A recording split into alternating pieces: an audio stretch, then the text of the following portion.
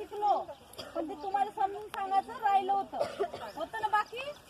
कारण का त्याचं एक आपल्याला काय करायचं होतं, प्रात्यक्षिक तुम्हाला दाखवायचं होतं, शेतीशाळा कशी घेते काय घेते म्हणून.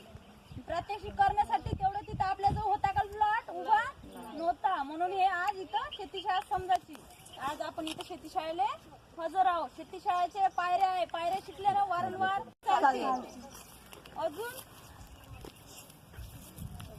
महत्व शेतीशाळेचं डेमो प्लॉट शिकलो. डेमो प्लॉट तयार करणे, शेतकरी जे राहते गावातले जे जैविक शेती करण्यात उत्सुकता नसते, त्या शेतकऱ्याला हात धरून इथं आणून दाखवणं सांगितलं होतं. प्रत्येक ऍक्टिव्हिटी त्यांना समजून सांगणं, त्याच्या समोर बनवून घेणं. असं आहे तसं आहे. शिकलो ना का नाही शिकलो? त्याला शेतीशाळा म्हणते, पण त्याचं महत्व खूप काही आहे. हे आता थोडक्यात आपल्या आडेसर सांगते. त्यामध्ये कुठल्या बाबी शिकल्यात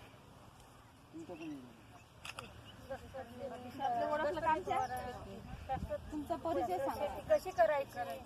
बरं, मी माझा स्वतःचा रिपोर्ट म्हणून उमेद अभियानासाठी पाहतो. मी कृषी विस्तार अधिकारी.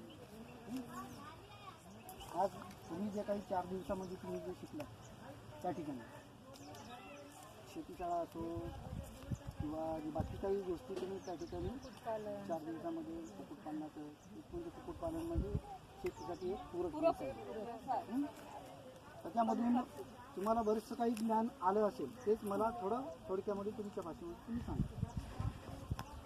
व्हिडिओ करू कसं कसे फायदे होतात, यांनी केले ना, तुम्ही केले ना, पैशाचा मला सेंड बचत करा. माझा होतो. नंबर जर केली आपण तर त्यापासून आपल्याला काय फायदा, किती चांगलं होत आहे आणि कमी होऊन राहिला. आपल्याला आरोग्यासाठी आपला जो पैसा बाहेर जात होता डॉक्टरजवळ तो जात नाही. आपल्याला वेळेवर कोणी सांगा. एक 25-30 पॉईंट शिकलो. तुम्ही सांगा.